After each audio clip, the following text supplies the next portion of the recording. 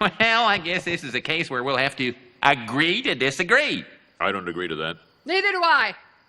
Oh, this is a deli of a pickle. Hey guys, welcome to the Endgame Investor. I have a very interesting interview today. This is David Wu, and we come from very different economic philosophies, so I'm excited to hear his take on the banking issue. And believe it or not, we're actually both in Israel, which surprised me, but maybe I'll go and see him down in the south. He's in the south, I'm in the north, and maybe we'll meet one day. That would be fun. So David sent me an introduction, so I'm going to read it here, and you'll see how we are very different, and that's great. David was the CEO of Unbound, a global macro consultancy firm. Until 2021, he was the head of global interest rates, foreign exchange, and emerging market economics research at Bank of America, where he led the top-ranked macro strategy team on Wall Street. David started his career at the International Monetary Fund and has a PhD in economics from Columbia University. Bloomberg calls him one of the most vocal voices on Wall Street, and Business Insider voted him as one of the 12 smartest people on Wall Street in 2016. Very excited to have you with me and excited to talk about banking. So, David, my view on the entire banking system is that the entire system is corrupted from the ground and has to be torn apart and rebased on gold, and inflation, I think, is a moral problem. And I don't think there is any possible way to permanently, or any system within a fiat or within an inflatable currency system that is inherently stable. The entire thing, I think, is inherently unstable. I think you have a different view and a very different pedigree from me. So I'd like to hear it. What is going on? How do we fix it? Is there even a theoretical way to bank responsibly given the inflatable currency system that we have today? Is it possible?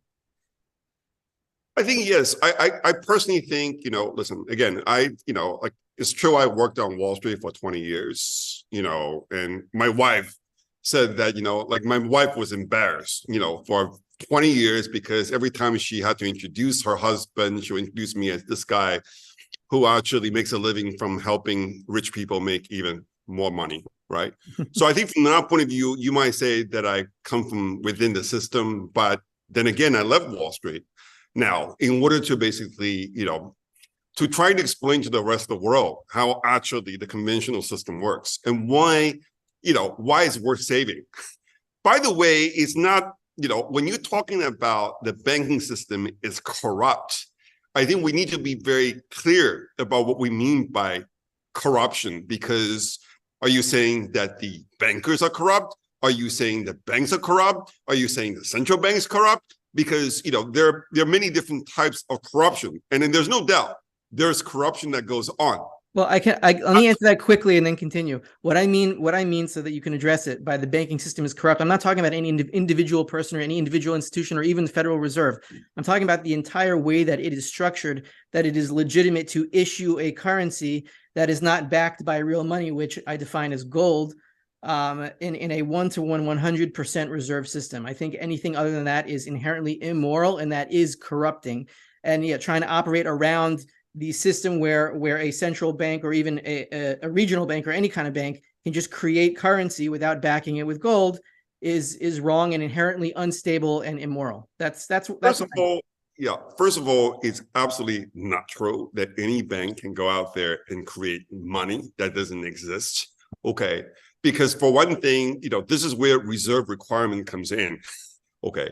The conventional banking system is actually managed through the reserve requirement system. Okay. To the extent that banks, in order to make a certain amount of loans, they are required to have a certain reserve at the basically Federal Reserve, which, by the way, is not something that, you can just basically create. So I think from that point of view, we need to understand that it's not like tomorrow, if all the banks decide they want to basically essentially blow up the system, they can go out there and give out loans to everybody basically under the sky. I think that's just completely not wrong. But let me just tell you about the gold thing. I mean, I'm sympathetic, okay, to a system that is somehow backed by real asset like gold, okay. However, the problem is that there's just not enough gold in the world to go around to be able to basically, essentially back every single, essentially liability in the system with basically gold. How much is And enough? by the way, you might say, well, why don't we therefore drive gold prices to 10,000, 20,000, 30,000? Then I think you're creating a bubble. Then basically it doesn't make sense either. Okay. Now, I think, when we're talking about, I think a lot of the critique against the system as we know it over the last 30 years has occurred in an general environment in which the inflation hasn't been a problem, right? In the past, What's inflation? What? What is inflation? Well, inflation for me, obviously, I'm going to stick to the conventional, basically. I think there are two types of inflation. There is basically inflation on goods and services, and there is inflation on asset prices, okay? Now, there's no question that I think, ever since China became a member of the World Trade Organization in the year 2000, okay, ever since basically, the IT revolution that enable reshoring, offshoring, globalization of manufacturing, so on and so forth, inflation got crushed. I'm talking about inflation in goods and services. Okay. You're talking about consumer prices? We're talking about consumer prices. Yes, we're talking about consumer prices. Have consumer prices ever gone down since 1971? Consumer prices, you'd be surprised. If you actually look at consumer prices for computers, for cars, they're actually lower now than they were in the actually 1980s, believe it or not. Okay, especially on a quality adjusted basis, because again, the only way we have to basically make sure we're comparing apple with apple. This is why I'm a huge fan of trying to adjust for quality when we are looking at basically goods, especially. This is why a computer that's 10 times faster today than they were 10 years ago, for example, they're selling for the same price. Right now, in nominal price term, it's actually a lot cheaper, okay, today than it was 10 years ago, or a car for that matter, okay? So, but what I'm telling you, certainly when it comes to durable goods inflation, it's been negative for the last 15, 20 years. And largely having to do with, again, the advent of China.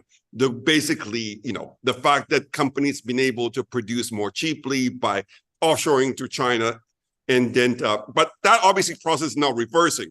But while that process was going on, okay, inflation was not a problem. And then, as a result, interest rates were kept very, very low.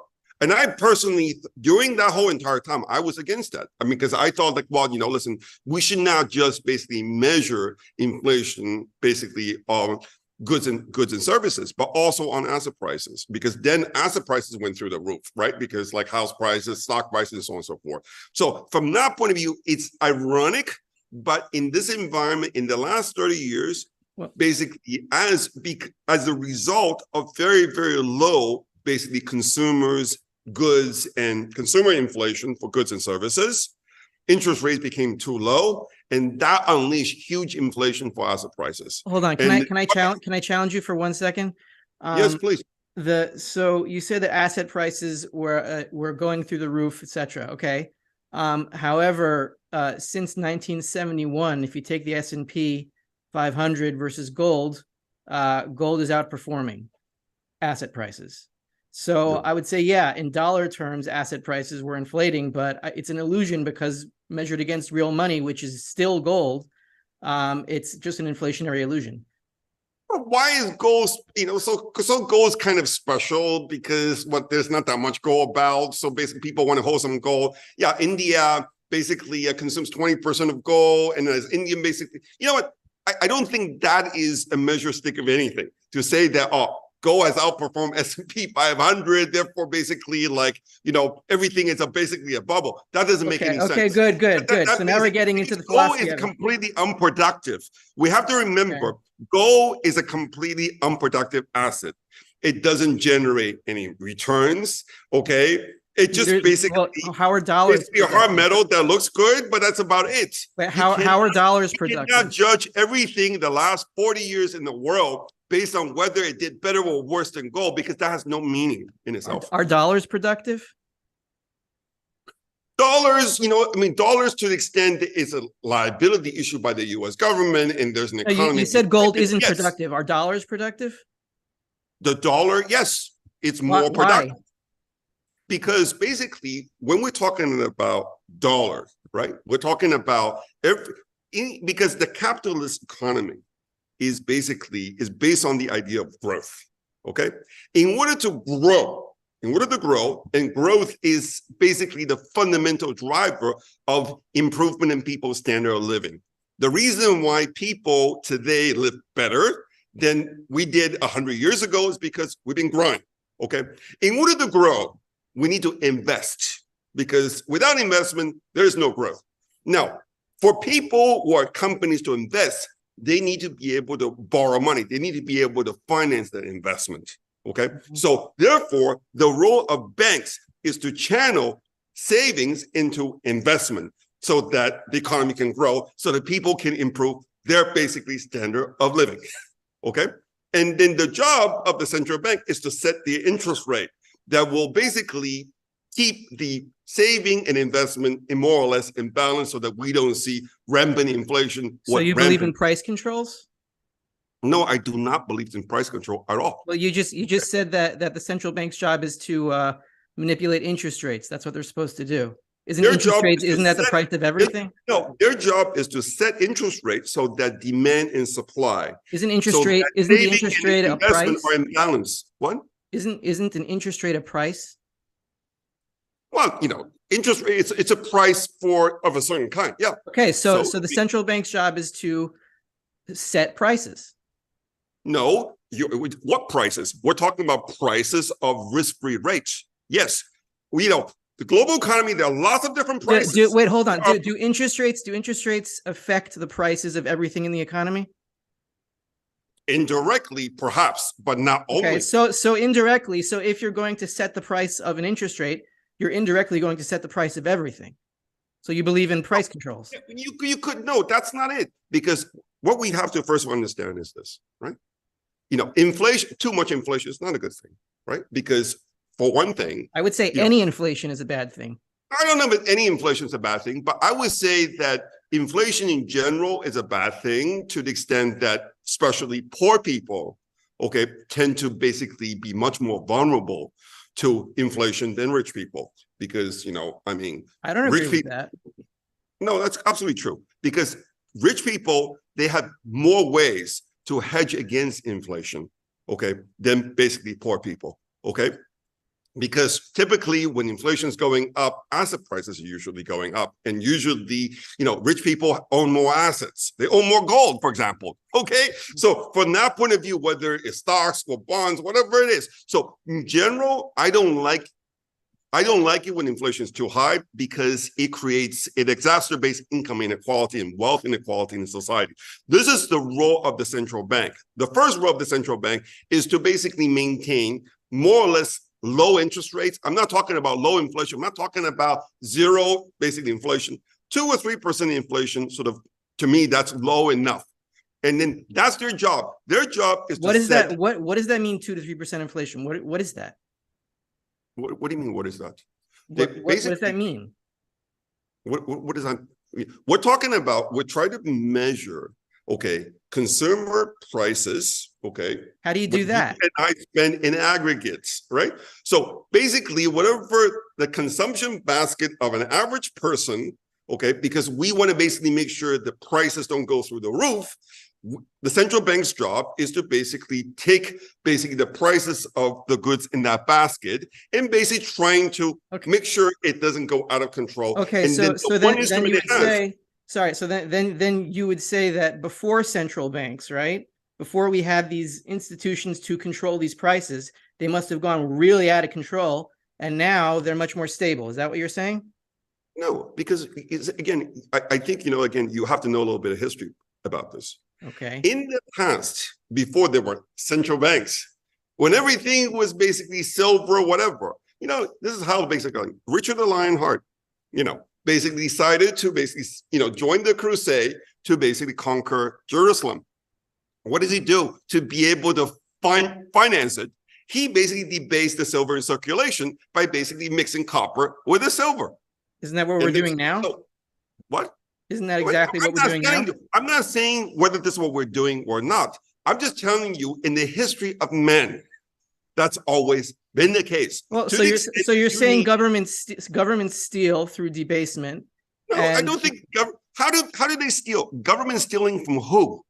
Okay, so now I think you are using these words debasement doesn't sound very Rob, sensational, but they have no meaning. Again, are you talking about government stealing in order to enrich themselves? Yes. Or you're talking about something else? So which government are you talking about? Just out of curiosity. All of them? All of them. So who? So we're in Israel right now. So which government official is stealing from people by basically printing money, creating money from nothing in order to enrich themselves? Show me their bank records. Tell me. The head of the Bank of Israel, by increasing the money supply, robs us of purchasing power so the government can do what it wants. So, but who? But who personally? Give me an individual who's actually benefiting, who ends up with more money in his pockets. All of the people in the Knesset, everyone who gets a government salary, everyone who gets government bituach leumi, everyone who gets a government check. The Bank of Israel governor gets about $150,000 a year. You think he's getting paid? Is that a corrupt person? Yes. Okay. What? Yes. You think anybody making $150,000 is basically corrupt? Basically, I don't. It's not the amount that matters; it's how he gets it. I don't. How people can make millions of dollars, and that's fine. But if they don't contribute, if they don't add to the economic basket, and all they're doing is debasing the currency or printing money, then they're thieves. So the Israeli economy, okay, in the last 10 years, the Israeli economy has been one of the best performing, if not the best performing economy in the world. On what measure? The extent that we've seen a massive improvement in the standard of living in Israel. Today, if you look at per capita GDP in Israel, is higher than France and UK and even Germany now. Despite the fact that basically we have relatively low labor participation rate among the religious Jew and Arab women. So let me give you an analogy. Can I give you an analogy? So let's say that I don't have anything in my house, and so I take a bunch of credit cards and I max them out and I buy a whole bunch of stuff, and now I have all this amazing stuff in my house and I look really, really rich, except I'm extremely in debt. Is my standard of living higher or lower? No, I agree. That would be a problem, but that's not the case in Israel. In Israel, debt to GDP ratio actually is one of the lowest among OECD countries. What's GDP? Whatever. But I'm just talking about today, productive capacity of the economy. So relative to the productive capacity of the Israeli economy, the Israeli debt is nothing. So tell me, so what's the problem with that? Therefore, the problem with that is that I don't understand what you're saying. Rafi, there's good policy and bad policy. There's no question about it. There are countries running better policies than others. There's no question that countries that are growing by taking on more debt, eventually they're going to crash and burn. That is clearly not a recipe for basically, There's no question about that. Can I attack that angle? You should not basically throw out the baby with the bathwater. This is, again, you have a certain, basically idea about basically bad policies, but you should not overgeneralize it to include everything. Okay, so let me attack that angle. You said that eventually, right, if you take on too much debt, you're going to crash and burn. Okay, fine. We agree on that. Is there a way in this current monetary system, how it works, to lower debt without causing a crash and burn? Is it possible? I think it will be actually very difficult right now. Is it even logically possible? Because when the Bank of Israel or the Fed or whatever central bank wants to increase the money supply, they do it by buying debt, right? So when that debt is repaid, the money supply shrinks. So by definition, when debt is extinguished, the money supply must shrink, which means if you want to extinguish all debt, there's no more of this money in the economy. Everything crashes. So I would say it's logically impossible. It's logically impossible to get rid of debt when debt and money are two sides of the same coin here. Rafi, I'm sorry. You are confusing some very fundamental basic concepts in economics and monetary policy. Okay. When you're talking about debt, when a government runs a budget deficit, okay, it does not translate immediately into increase in basically money supply. No, I'm sorry. It doesn't work that way. Okay. Well, when the Federal Reserve buys debt and puts that deposits in people's bank accounts, what is that stuff? No, when the Fed, when you're talking about printing money, that's a different, but right now, nobody's printing money right now. So you're talking about a very specific situation. Okay. We're talking about in general, that's not how the system works. The Federal Reserve has bought government debt for 5 years out of whatever, 200 years of American history. Has its balance sheet ever shrunk? Listen, there's no reason for the Fed balance sheet to shrink to the extent, as I said before to you. I think 2 to 3% inflation is a good thing. And let me explain to you why 2 to 3% inflation is a good thing. I don't even know what that is, though. You don't even know what inflation means? Then you shouldn't have this channel, because if you don't even know what inflation is, I know what it is. I don't think you know what it is, but what do you mean? I don't know what it is. Yeah. So when I'm talking about, again, we're talking about price of goods and services in the economy. How do you measure that? Rate at which is going up. That's what I call inflation, right? I mean, that's a very how do you measure that? You take, again, a carton of milk today, carton of milk yesterday. What if I don't drink milk? Gone up or not? I mean, on a quality adjusted basis, that's inflation. What if I don't drink milk? So therefore we have to agree a representative household, right? So a representative household. But I don't agree on one. Things. What? I don't agree on one. That's your problem. But what I'm saying is that, however, in a big macro, in the U.S. economy, there are 350 million people. The Fed's job is to make sure, on average, inflation is more or less in control, so that people are not going to basically become impoverished by inflation going faster than their income, for example. So therefore, unfortunately, the job of a macro policy maker is that it has to basically find some kind of reasonable way to measure, to create an average person, and then in this case, average person's consumption basket. Okay. So let me join in with another question. We might be running out of time, so I want to get this question in. Okay, so if you look at the money supplies or the balance sheets of any country that is a participant in the dollar reserve system of the world currently, right? So Canada, US, Europe, Israel, they're all based on the dollar reserve standard, right? If you look at any of their money supplies or any of the central bank's balance sheets, any of them, they're all going up in a parabolic curve that is now going vertical, okay? Now, I'm sorry, that's not true. That has not been true for the last 12 months, for example. In general, money supply has been shrinking. As you know, we've entered into the era of quantitative tightening. I'm not saying it's absolutely smooth exponential curve, but there are maybe small periods of time, maybe 2-3 months, okay? Or maybe even in the last 12 months, I'm sorry, in the last 12 months, money supply has gone down. Okay. I'm sorry. Okay, yeah. But if you still match it against an exponential curve, it is still going vertical. Okay, and now this system, I contend, has to continue in an exponential curve. Otherwise, we end up in an economic crash where everything crashes and burns, which I think is inevitable. Why do you say that? I don't understand that. Why? Because it went exponential during COVID. Yeah, when the global economy was about to basically go into a black hole. It's been exponential since the 40s. I'm sorry, it would not call that exponential. You've been talking about it's been growing more or less at the same rate of inflation. Now, in the 40s, it was a different kind of inflation. But for example, before COVID came along, it was growing at about 2-3% a year. Wait, hold on, I'll share a screen here. You see, because we're talking about money supply versus money demand. Money supply should more or less grow, basically at the same rate of money demand. So if you're talking about money demand, it should be GDP growth plus basically some kind of inflation. It should grow between 5 or 6% a year.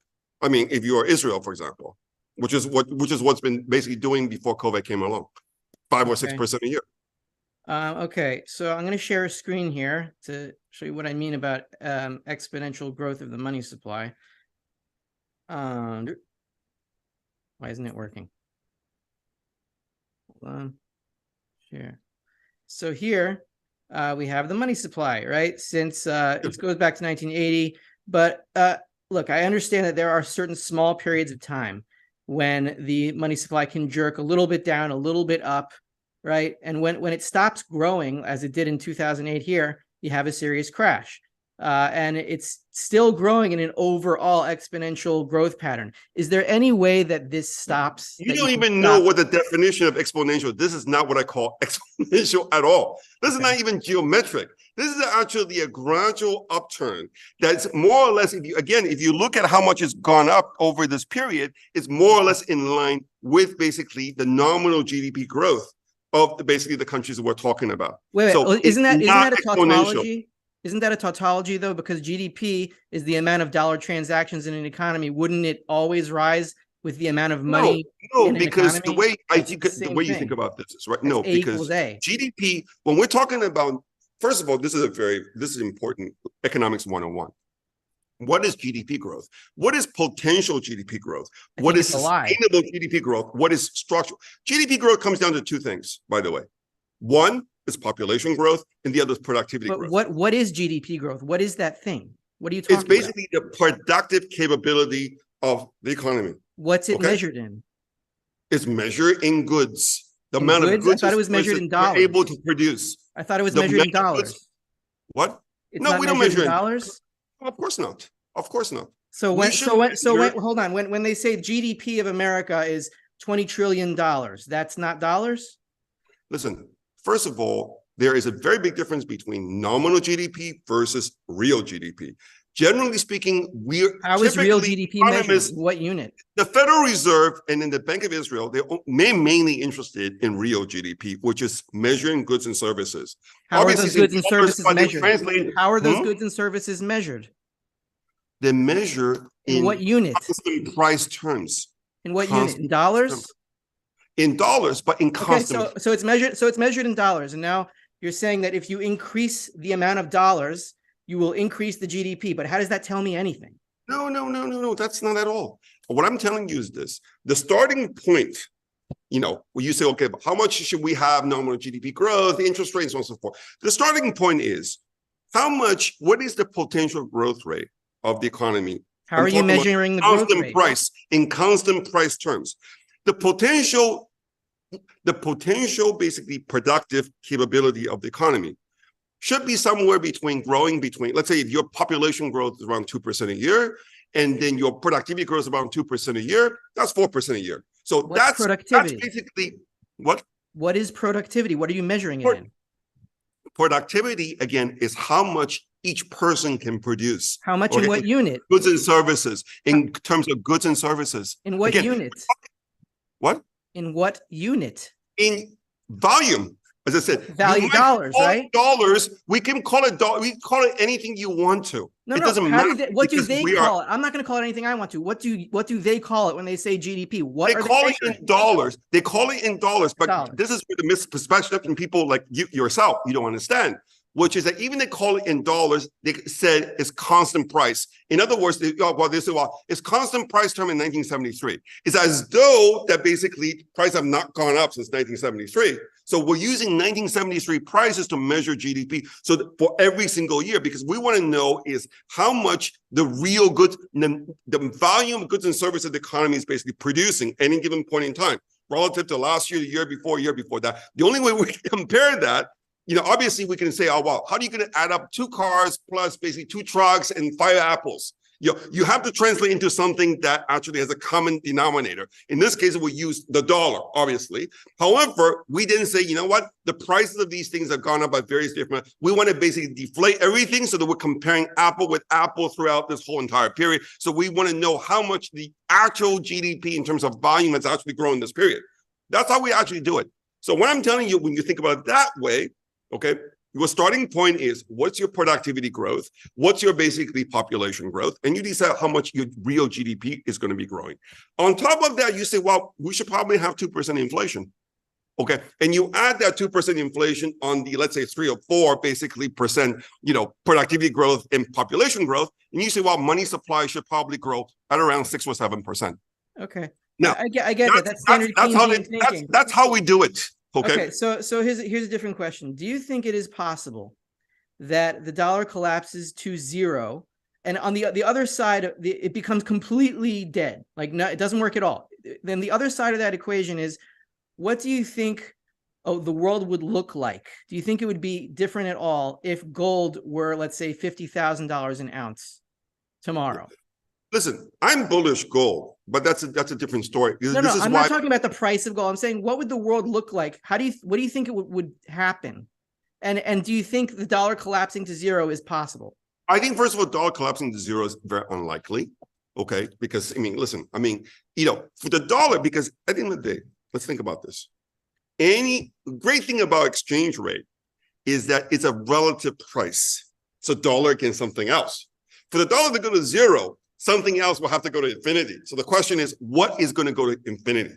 Gold. Certainly it's not going to be the euro. It's not going to go to infinity. No, it's certainly not. It's not going to be the RMB. It's not going to go to infinity. It'll be gold. Okay. So from that point of view, when we're talking, and then gold, it's just one of many prices in the world. So from that point of view, I can care less about gold per se, other than basically, I think it's a nice investment, but in a greater scheme of things, it's not that important. So when we're saying the dollar is going to go to zero, you have to be very specific. Zero versus what is going to go up so to infinity, so that dollar is going to go to zero. Please. Gold. The answer is gold. What? The answer Other is than gold.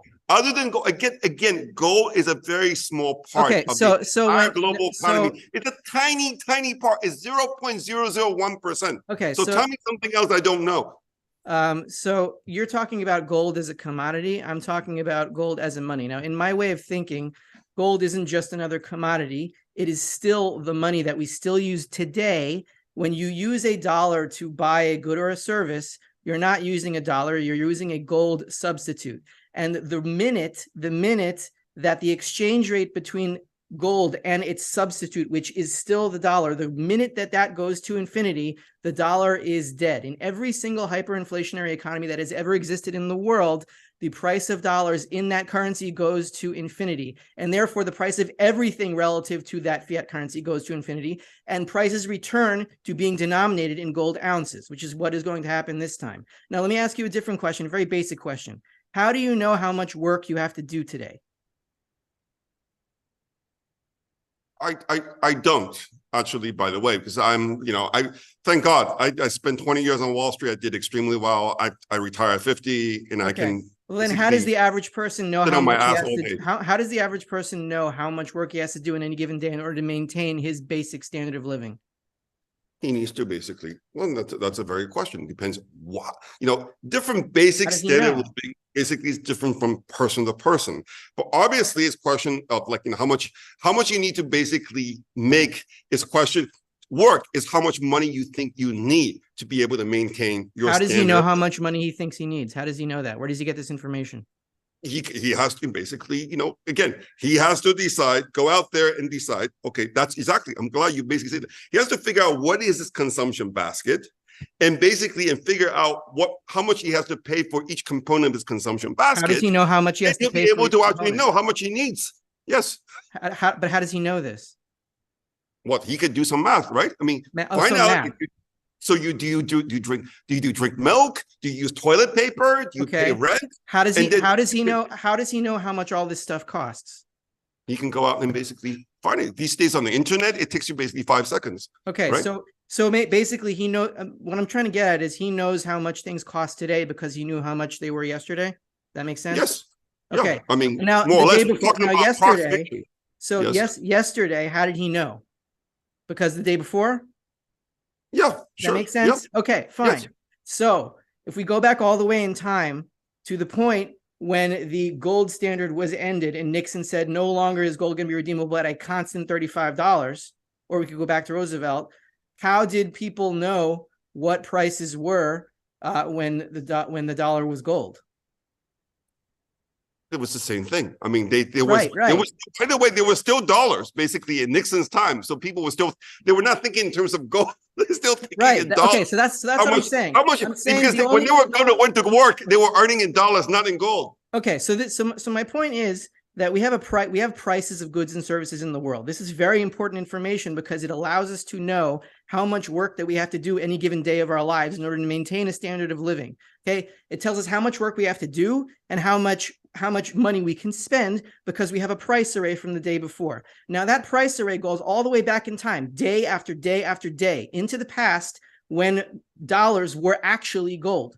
No matter how far back in the economic history you want to go, I'm saying my point is that gold is not just a commodity. It is actually money now, and it is still money because that chain has to continue and cannot be broken. When the dollar exchange rate, gold prices have been going up and down, up and down. So you basically think in terms of gold actually is much more basically volatile. You cannot. This is why it's completely not true, because if the price of whatever you were just saying how much you need to basically earn, that number in gold terms is going up and down all day. By the way, how far down? Whatever. I mean, it did go down quite a bit basically last year when the Fed was. You're bullish gold. I understand. I'm bullish gold. I'm not bullish gold. I think we're bullish gold for a very different reason. I think it's very important to be bullish gold for the right reason. And the fact that you got it right, great. I'm bully for you. And there's no doubt there are a lot of problems, economic problems in the world that actually is bullish for gold. But again, that doesn't mean that everything is wrong, that every way we've been doing things. I mean, I would argue there's nothing wrong with the system, but the people who've been conducting policy, some of them have not been very good, okay? And so on and so forth. But again, I'm not prepared. And I think we should not basically say, oh, well, just because gold price is going up, that means everything is going to hell, or that whatever it is. There's no, gold is going up right now for only one reason. Because U.S. has decided to declare war on China. Okay, so basically, the polarization of the world right now. Okay, because the Chinese are worried that what the U.S. did to Russia could potentially be done to China. This is why the Chinese are starting to shift out of dollars into gold, because they figured that while the U.S. won't be able to confiscate their gold holdings. That's the only reason. This is the reason why gold is doing better than real interest rates, because normally gold is highly correlated with inflation index bonds. Okay. In fact, it's kind of 90% correlation. When real interest rates go up, gold tends to go down and vice versa. Okay. Okay. Well, there you have it. A discussion with a mainstream thinking Keynesian type economist of the IMF, David Wu, very nice guy, but you can see our worldviews are pretty much irreconcilable, and I understand where he's coming from, but he doesn't really get where I am coming from, and that's okay. We'll see who wins when the dollar dies. Have a good weekend, everybody.